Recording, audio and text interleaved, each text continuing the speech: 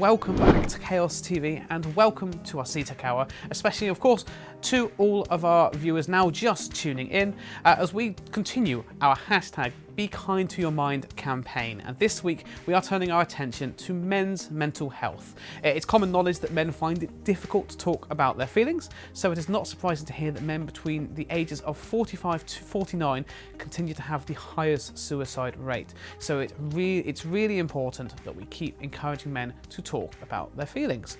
And one place that we know is always good for a bit of a chat and a gossip is the hairdressers or barbers or wherever you go. So coming up a bit later, we have our very own Matthew Kenworthy Gomes in the chair having his haircut and a bit of a chat with barber Tom Andrews. But first, we have a podcast which has been recorded especially for our Be Kind to Your Mind campaign with PLUSS health and wellbeing coach Adam Parr, who hosts the Parrsitivity podcast. Adam is joined by mindset coach Forchione from the USA. Paul was born with severe cerebral palsy and was told by doctors he would never be able to walk, but has been able to overcome this and live a very active life and continues to help people rewrite their stories. Let's take a look.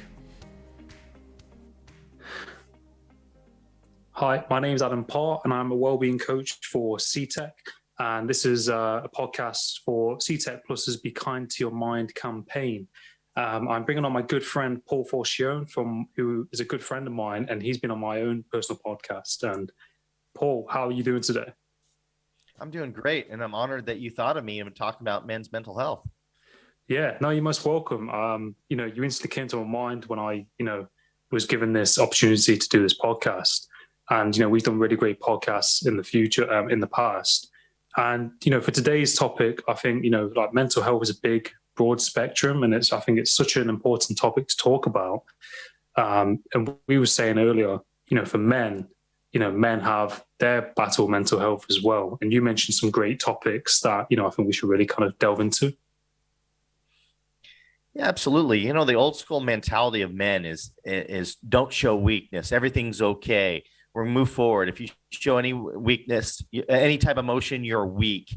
And that's just not the way to go. There's no surprise. That's why men die before women. One of the big reasons is because women do a better job of expressing their emotions than men. We hold it in a lot more. And as a result, when we get later age, it takes a toll on our body. And we should take a page out of what women do and be a little bit more emotional and share our emotion, be in touch with our emotions. You don't get any brownie points for just feeling good, for saying that you're good when you're not. That does nothing for you, and it's just going to make the problem worse and worse and worse. Being vulnerable is a strength, not a weakness. It's okay not being okay. If you get the help you need because you reach out and say, hey, you know what? I'm not doing well. I don't feel good. I have this sadness or this anger, this depression, and it doesn't go away, and I need help. That's the first step of recovery. But if you just keep bottling it up and go to alcohol or drug use and do things that are unhealthy, you're never going to get through the problem. And that's what I wanted to dive into talking with you today. Yeah, no, exactly. I really believe, what you said. And I think it's such an important topic. And I think, like you said, a lot of men kind of take things on board and they put it to a side and kind of that it's like a reservoir almost. So that cup just builds and builds and builds. And then, if we're not communicating how we're feeling or what's going on in our lives, that isn't going to go away, is it? No, it just compounds and it gets worse and worse and worse. And the only way you're going to get better is expressing your emotions. We're human beings. We're entitled to feel sad. We're entitled to be angry. We can't beat ourselves up for those feelings. But there's going to be times in our life where we don't want to feel that way anymore, that we're tired of feeling angry and sad anymore. And that's, one way to do it is talking with a professional and tell them that what your issues are. And another small thing that you can do when you're feeling that way is think about what is going well in your life right now. What are you grateful for? Because when you start to change your thinking and start to seek out more positive things are going to happen for you. But the only way you're going to do that is you be vulnerable with who you are. Yeah, I definitely agree. And I think, it's all your mindset, isn't it? So, there are people out there that you can talk to. And I think if you're struggling with your mental health, I think a big thing, is kind of talking to the right people, having that kind of trust in people to be able to share your feelings or what's going on in your mind. And if you don't know anyone in your circle, I think, there are people out there that you can find, like on the internet, there are groups you can join. Yeah, or coaches you can call or what have you. But yeah, you have to have a safe space.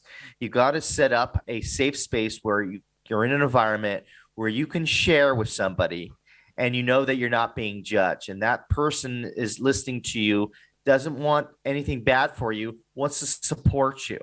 And now, that's not to say that they can't be honest with you. They may have to be honest with you and tell you, hey, you're doing something very harmful. And they're coming from a helpful place, not from a harmful place. And if you establish that relationship, then that's okay, that they can be honest with you and give you those hard truths. But you do have to set up an environment where you feel safe to be able to speak your emotions, because that's very, very important. If you do not have that, like you said, there's resources out there that you should seek, because every now and again, it's good to allow yourself to just dump what's going on. And sometimes you just need somebody to listen to you. And after they're done listening to you, you feel much better. But if you don't have that outlet and you're just holding it in and you suppress it with drugs or alcohol or whatever you do, that's just going to compound the problem to be worse. Yeah, and I think that's the major issue, isn't it? People think that, they're dealing with a problem by doing something, for example, say drinking or engaging in certain activities. All of that's a distraction, isn't it? And it's not actually dealing with the main problem, And so I think sometimes people might not be aware that they're even doing that. They're just kind of caught in that loop of, avoidance. And like you said, they need to talk to, a professional, a coach, someone they can trust. And do you think that some people might be like this, like especially men, because maybe they might have taken things growing up from their upbringing, that's that kind of, just be strong, get on with it kind of thing, that kind of old school kind of approach? Yeah, there's definitely stereotypes out there of how men have to be, and they can't show any emotion but strength. And that's passed down to generation. I think we're starting to kind of break that stigma a little bit, and hopefully coming up here that this won't be even a topic. It will just be about mental health. It won't be because men can't seek mental health treatment. So hopefully we get to that point where we don't even have to discuss it. We just talk about mental health as a whole, and not that men will want to seek it. That's the goal in my head, where I will want to take it, is having men just being okay with expressing themselves in those safe spaces. Now, I understand you don't want to tell every Tom, Dick, and Harry your issues, and I'm not saying that, but you got to set up systems in place for when you are down or you are angry, that you have an outlet that people will listen to you, whether that be a friend, whether that be a coach, whether that be a therapist, whether that be a physician. There's got to be people in your life that you can turn to when things aren't going well, that you can seek that help or release those emotions. It's extremely important not to bottle them up. Yeah, definitely. And I think like that bottling them up, it might be something that's kind of, small at the start, and then it just builds and builds and builds, and it kind of becomes like a pressure cooker almost. And I think like mental health is such a big thing. And I think like with COVID especially as well, I think, people's mental health are being quite dramatically affected. Like, do you think that's a big thing as well in like, men's mental health? Because I think, suicide rates increased, in many different places. Oh, extremely important. It's extremely important. And, we back to that drug and alcohol disguising it thing.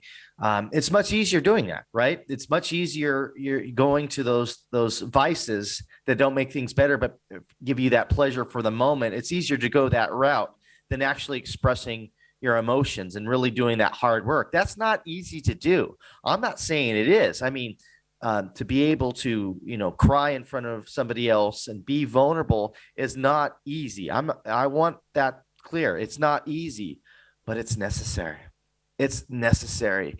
And after you go through those emotions, there might be some feelings of embarrassment, but have that go away, because you should establish yourself in an environment where you're able to show those embarrassing moments and feel comfortable, as the people that you're sharing it with don't want to bring you down. They want to bring you up, and they want the best for you.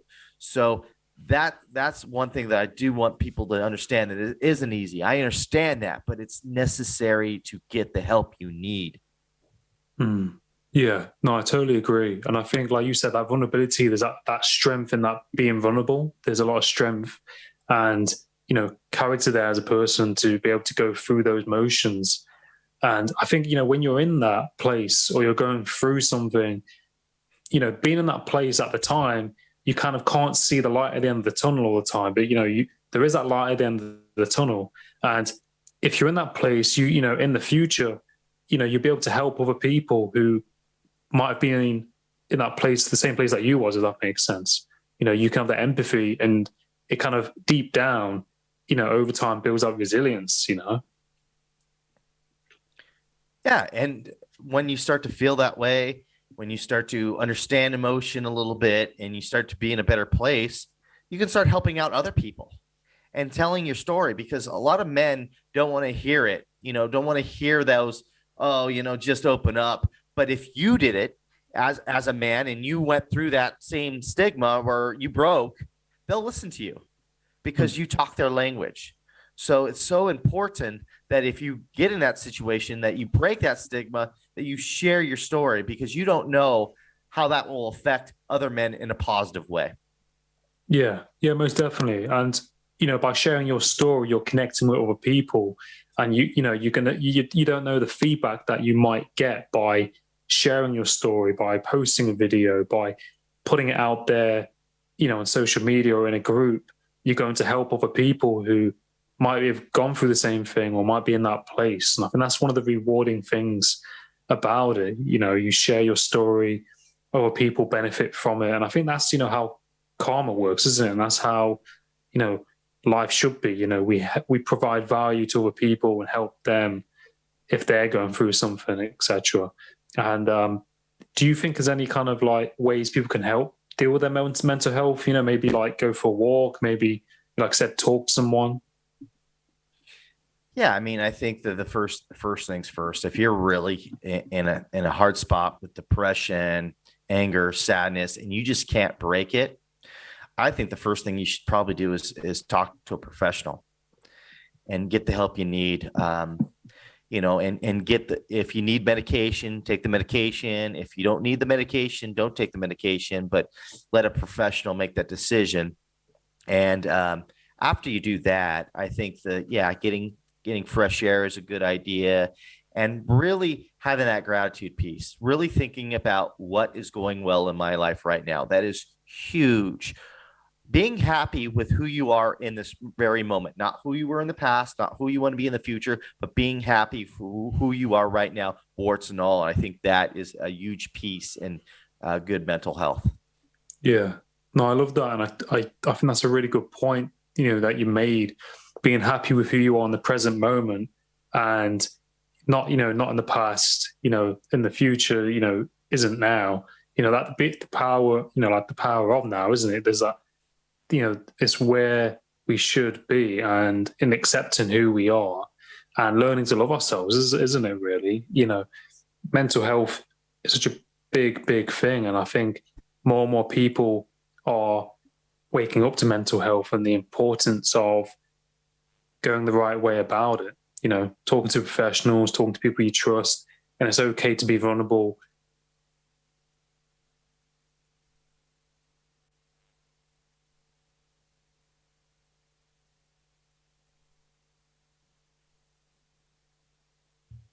Great.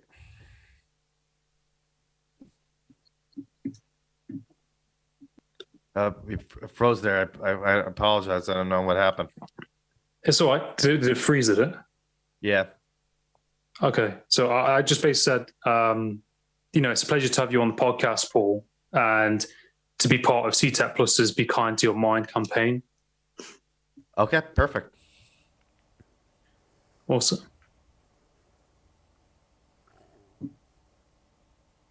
Yeah, lost the signal at the end of that, but still really, really great stuff. If you're interested in watching or listening to any more of the Parrsitivity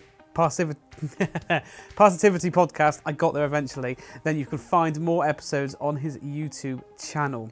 We all know the hairdressers can be a good place for a bit of chit chat and even gossip, but it can also be a place where people can feel relaxed and able to talk. I know that's how I feel. So we took our very own Matthew Kenworthy Gomes along for a haircut to Curly Tom's. Tom is a hairdresser from Newquay who strongly believes in talking about problems. Let's hear how they got on.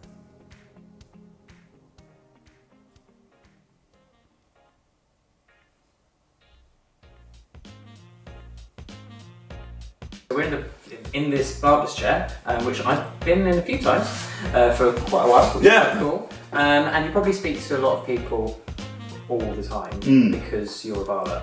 And I really appreciate that we're here with all the kit, which you can't see, but we can see. So why do you think it's why do you think men struggle with their mental health?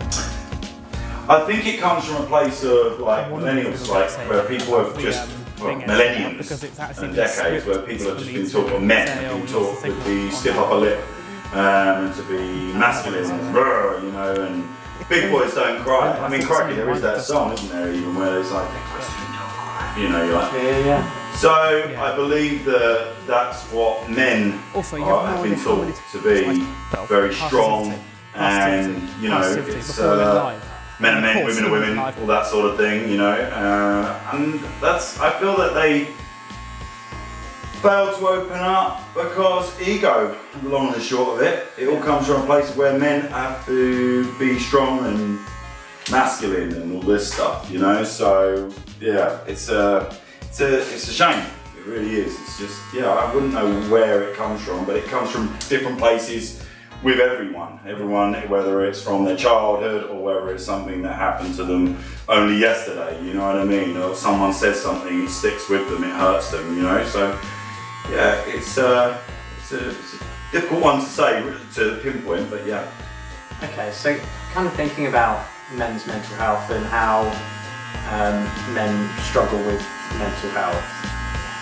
Do you think there's like a link with their appearance and how they approach it with coming to the barbers? Yeah, I mean, I suppose that when people open up in the barber shop, as you can see, I'm in your personal space right now. This goes against what we were taught was social distancing, even though distance isn't social. Right now, we are in a place where I am in your personal space.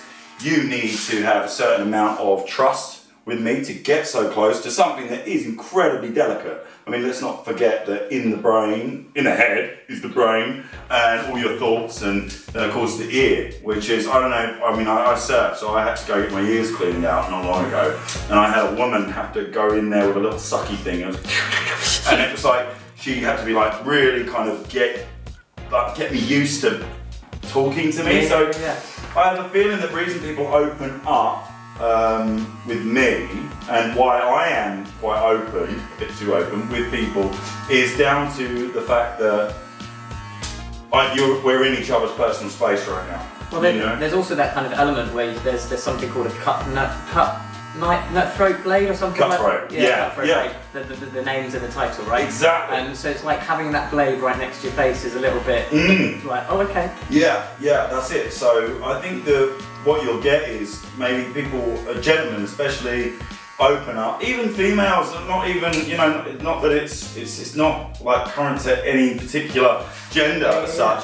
It's just like it comes from a place of where you are entrusting me with blades around your eyes, ears, hair, your head, your brain. It's so I think that's where I see it comes from, really, if I'm honest. where people learning. Kind of from that, you've got a counselling qualification as well as a fully qualified barber, and I imagine this comes like very useful with a lot of people coming along and speaking to you. Do you feel, does that help you when people talk about their feelings? Yes, I mean, it's not, absolutely. I mean, it kind of puts me in a comfortable spot when someone can open up to me, because it gives me confidence in what I'm doing. I mean, I'm only level 2, I say only, I did a level 2 counselling course about 3 years ago. It's amazing what you can do by keeping the ball in the customer's court, if you will. Yeah. So where you're talking to them about their stuff, what's going on with them, and the counselling qualification definitely helped. When in conversation, rather than us talking about, your for instance, you might be talking about something quite sensitive. Yeah. Even as simple as you're talking about getting a parking ticket, and in which case I go, oh yeah, what do you think? Do you think I should pay it? And I go, well, where did you get it? I got it down Fisher Beach. Well, my friend Jimmy, he didn't pay it, and now he's in this trouble. You know what I mean? Or he got away with it. That doesn't help you. That's taking the ball out of your court and throwing it away. You know what I mean? So really, with counselling, doing the level 2, it was kind of making me a little bit more aware, trying to be a little bit more aware of being able to just keep the ball in your court and go, well, let's question this. I mean, how does it make you feel that you haven't paid that yet? Oh, it makes me feel anxious. Okay, cool. Well, maybe it's a good thing to just get it out of the way and pay it. You know what I mean? And it goes on from there. And kind of, your clients and the people that you get to speak to have naturally, and for me and you, kind of naturally become friends because you've been my hairdresser for years. There was a couple of years that we weren't. No, it doesn't matter. But kind of you build those relationships. I'll come back to that in a second, but what inspired you to access the counselling qualification? I've had counselling for a long time, so I like to think I'm quite self-aware. When I was very young, I was in a car accident. I ended up witnessing some carnage, effectively, and I went and had therapy. I went to a GP and I was like, look, I think I might need to talk to someone because I'm having nightmares and all this stuff. Post-traumatic stress stuff, and then that was when I went to therapy with an amazing therapist, and she was absolutely awesome. But basically, that's where I learned that, hey, going to see a psychiatrist isn't laying on a chaise lounge, looking away from them, going, blah, blah, blah, blah, blah, blah. You know what I mean? And psychiatry is like, doesn't mean I'm mental. Yeah. We did art therapy, we did loads of crazy stuff, even to the point where I got into meditation. So for me, at the age of 16, it inspired me because also we went into meditation. She talked about yoga. She said, I reckon that, that's what you should do. I mean, before I did any of the therapy, I thought meditation was some bald bloke in robes sat in the Himalayas going and meditating to the point where he achieved flight. And I learned that meditation isn't that.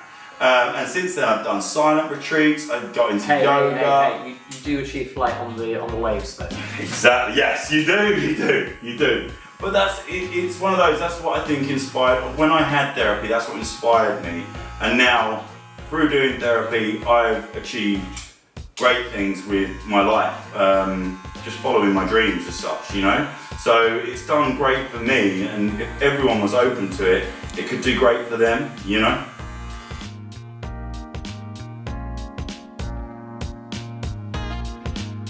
So, actually kind of extending on that, the last couple of years has been really tough with people in isolation, all the challenges that we all face. How's that impacted your business, and do you think it's impacted men more from speaking out?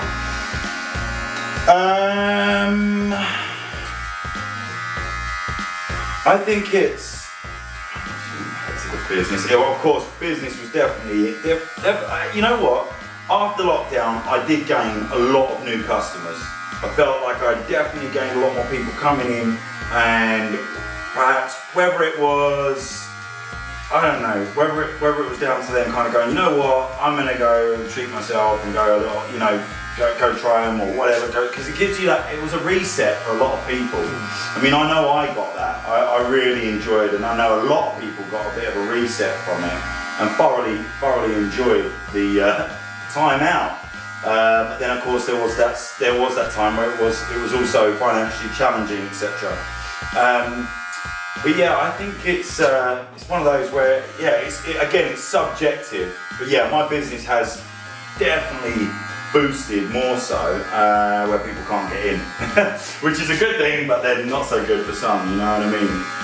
Fantastic, and actually spending some time with you and talking about mental health and like all those services. There's other support services as well, like Man Down, Cornwall, who they hold regular events and they've connected with barbers as well. Yeah.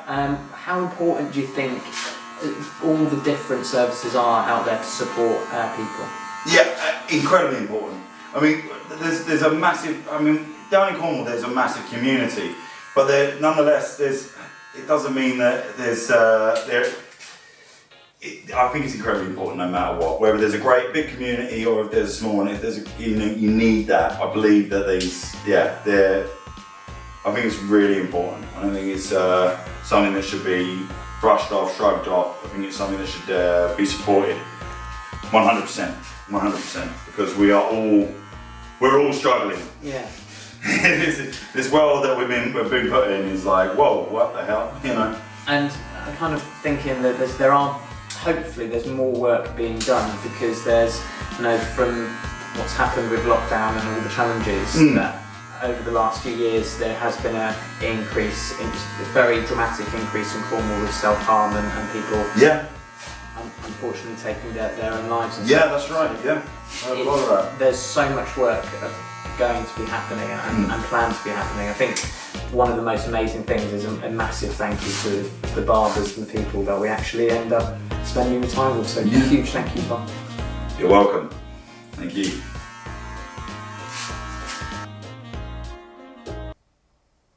That was brilliant. Thank you, Matthew and Tom there. That looks like a really great place.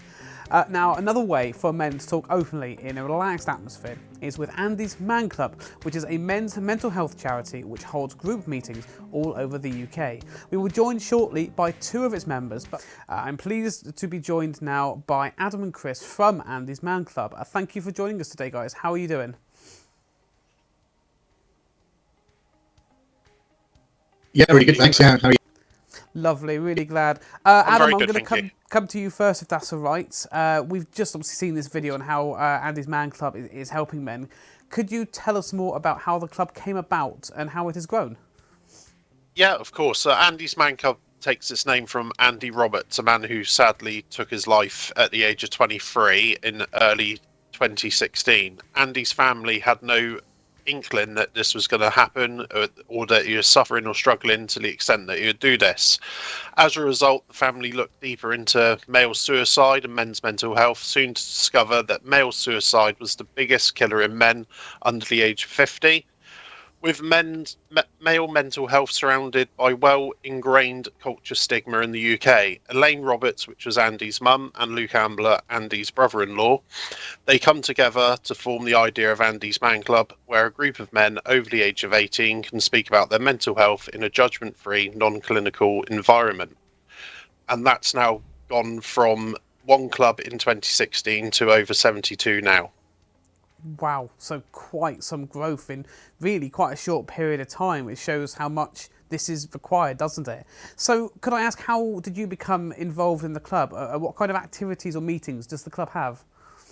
So 3 years ago, or just over 3 years ago, I used to own a bistro in Newton Abbot, and Chris Martin come to me or come to the local community and asked for a free space for Andy's Man Club to run, so I offered my bistro. After the first meeting of opening the doors, I wanted to get involved myself, and I have been since that first day. Wow, I mean, fantastic to do that. And Chris, how about you, if you don't mind me asking, how did you become involved?